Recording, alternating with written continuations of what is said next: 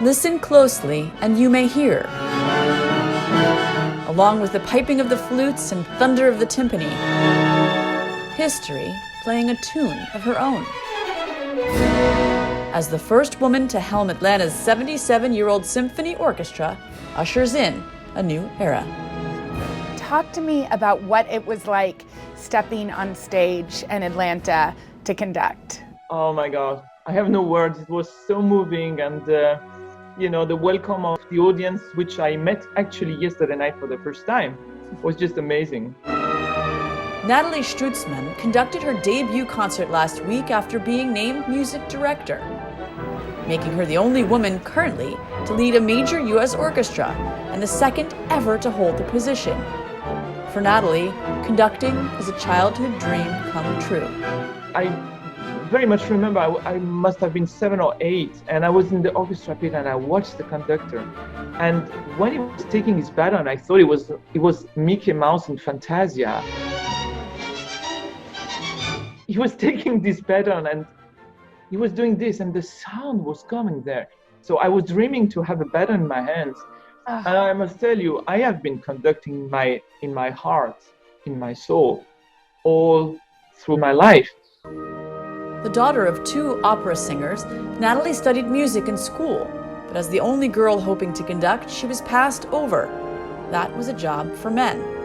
It was clear to me that at that time, as a woman, forget it, because you will never make it. Nathalie's backup plan was as impressive as her second act. The French native became a celebrated contralto, performing in the world's most prestigious concert halls and opera houses. But she was always studying the maestros in the pit. My conducting dream was always there, and no young conductor can have a better teaching course than so many years of music making with the greatest people.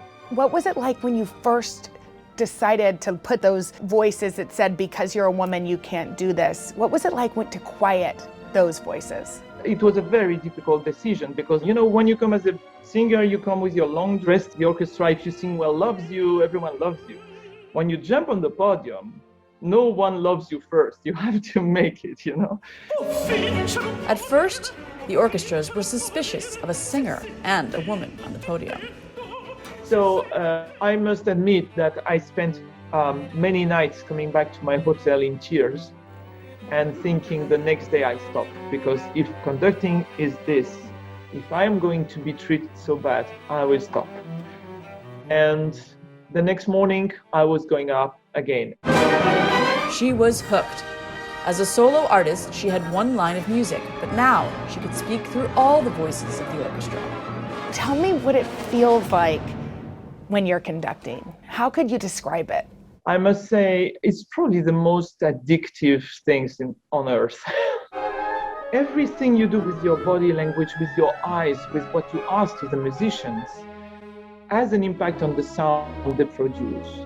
And when you feel 100 people at the edge of your hands, of your body, of your soul, and everyone going in the same direction, it's like, when the birds are flying and you are amazed to see them all flying in the same direction. It's completely impossible to understand how it works.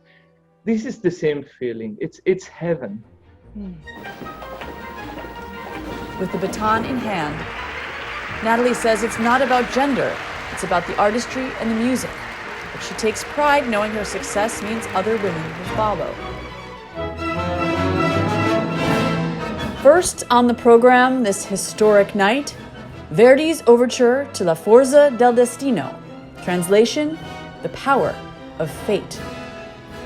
I dreamed about it, and now it feels really natural to me. When I'm on the podium, I feel this is where I should be. And this is a very special feeling.